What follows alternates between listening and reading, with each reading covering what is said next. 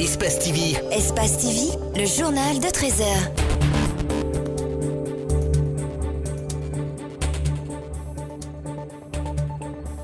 Bonsoir à tous. Au sommaire, le budget de la commune urbaine de Boké pour l'année 2019 s'élève à 5 272 994 000 francs guinéens. Il a été adopté à l'unanimité jeudi au cours de la première session budgétaire par les conseillers. Une foule immense a manifesté à Alger, la capitale, pour dire non au régime. Un premier vendredi de contestation depuis l'annonce par Abdelaziz Bouteflika du report s'inédit de l'élection présidentielle dans ce pays. Bienvenue à tous.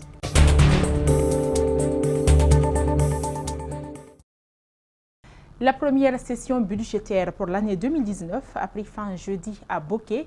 Au cours de ces 3 jours d'échange, les conseillers communaux ont adopté à l'unanimité le budget communal équilibré en recettes et en dépenses à la somme de 5 272 694 000 francs guinéens. Fodomar Kamara, Salif Lifoussissé.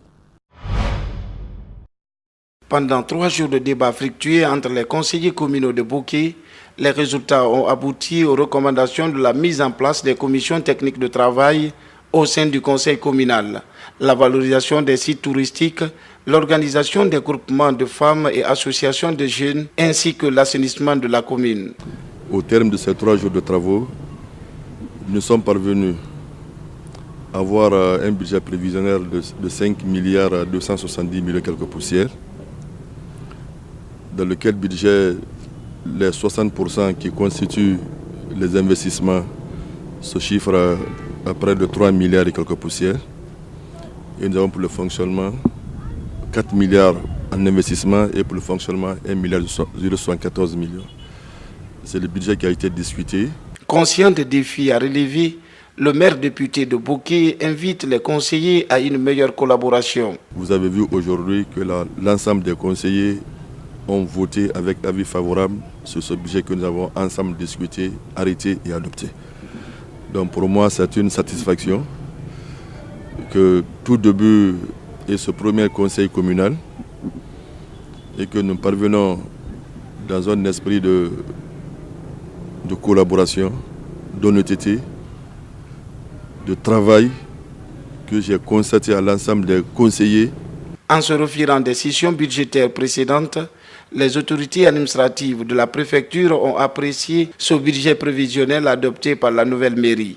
Quand nous savons que le budget que l'ancienne commune nous a présenté en 2017, en 2018, et aujourd'hui nous sommes à 5 milliards de nos francs qui est équilibré en recettes et en dépenses au niveau de ce conseil budgétaire de la commune urbaine de Boké est un grand ouf de soulagement.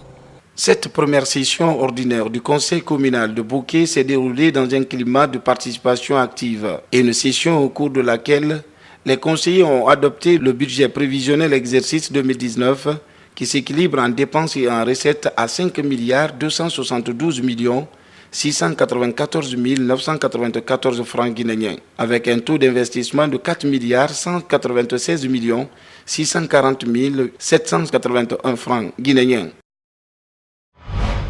Badra Koné, le deuxième vice-maire de Matam, fustige la démarche entreprise par le ministre de la Ville et de l'Aménagement du territoire. Il sollicite plutôt une indépendance de la commune de Matam dans la protection des réserves de l'État. Rappelons que la démarche d'Ibrahim Kourouma consiste à la mise en place d'une commission composée des élus locaux et des cadres de l'habitat pour la lutte contre les occupations anarchiques des domaines de l'État. Alseni Bari, Yacouba Traoré. Ibrahim Kourouma tente d'éviter un nouveau cas pour Oraï. Depuis le début de la semaine, il consulte les maires et les conseillers communaux pour la mise en place d'une commission qui sera chargée de lutter contre les encombrements des chaussées, les occupations illégales des maires et les occupations anarchiques des domaines de l'État. La mairie donne des documents pour que les gens occupent les trottoirs en faisant des kiosques. Le président de la République veut que les trottoirs dans son programme, les trottoirs c'est pour les populations. Il faut que les gens circulent. On veut faire des dallages, on veut mettre des pavés, on veut faire quelque chose. Ça trouve que vous avez donné des documents aux gens pour s'installer. Le ministère de la Ville vient pour casser, pour enlever. Le ministère du Travail vient pour enlever. La ville vient pour dégager les gens. On vient, on dit non, il y a un papier de la mairie qui est une autorité. Est-ce que ce sont les populations qui sont en faute? C'est l'administration. Derrière ces mots, le deuxième vice-maire de Matam a une autre lecture de la situation. Il voit plutôt une volonté de l'exécutif de mettre la main sur les collectivités locales. C'est comme une décision qui tombe, sans avoir concerté les élus locaux. C'est un ministre de la République, un nommé par décret. Nous sommes des élus du peuple. Nous avons chacun une stratégie quelque part employée. Et on ne va pas que prendre les stratégies, mais nous allons nous référer au code des collectivités locales et j'en passe. La mairie de Matam estime qu'elle a déjà entrepris des démarches pour la lutte contre les occupations anarchiques des domaines de l'État. De la limite Matoto jusqu'au point dans ces bounes, je commençais à voir d'abord débarrasser des carcasses qui sont au bord de la route et de l'autoroute aussi, vice versa. De l'autoroute, Niger et la Corniche. Nous sommes un peu, en avance de ce que la décision prise par le département. La lutte contre les occupations anarchiques de la route, les constructions illégales sont autant de défis que compte relever le département. 2 présumés bandits ont été retrouvés abattus vendredi à Dapompa, Tassana, dans la commune de Matoto. Ils tentaient de défoncer une boutique d'Orange Money située juste au bord de l'autoroute. Les circonstances de leur mort restent floues. Malik Sangiana Kamara. L'insécurité au quartier d'Apompa. Cette boutique a été la cible d'une attaque de présumés bandits qui tentaient de défoncer la porte. Au cours de l'opération, ils ont été neutralisés par une équipe de patrouille, selon nos informations. C'est à 5 h du matin que les voisins sont allés me réveiller, soit disant qu'il y a des corps chez eux. Il y a 2 corps déposés chez eux là-bas. Donc, automatiquement, je me suis déplacé, je suis venu voir les faits. Et effectivement, j'ai trouvé, il y a eu 2 jeunes couchés. L'autre était déjà mort. Donc, j'ai constaté, j'ai fait mes enquêtes. J'ai vu même la trace des balles, mais calibre 12 là, voilà, au niveau de son ventre. Et en plus, on a mené nos enquêtes, on est allé jusqu'au bord de la route, on a trouvé une boutique Orange Money qu'il voulait défoncer. Allongés, ces présumés sont tous immobiles. L'un est mort et l'autre à l'agonie. La police est déjà sur les lieux pour assurer la sécurité. Peur au ventre, le propriétaire de la boutique témoigne que ce n'est pas la première fois qu'il soit victime de ce genre d'attaque. C'est quelque chose que nous vivons ici au quotidien. Du jour au jour, nous sommes toujours victimes. On a des cas actuellement qui sont au niveau de la justice, qui ne sont toujours pas encore élucidés. Je crois que cette année 2019, c'est la première tentative, mais durant l'année 2018, on a été victime de plusieurs tentatives et de vols parce que notre boutique qui se trouve en bas là-bas avait été défoncée et toute la marchandise qui s'y trouvait avait été emportée. Souleymane Diallo, la victime, lance un appel à l'endroit des autorités de garantir la sécurité des citoyens avant d'inviter les jeunes à entreprendre une activité pour subvenir à leurs besoins. Toute l'énergie qu'ils dépensent pour défoncer les portes, s'ils mettaient cette énergie pour chercher comment vivre ou survivre, vraiment, on n'allait pas avoir ce genre de problème.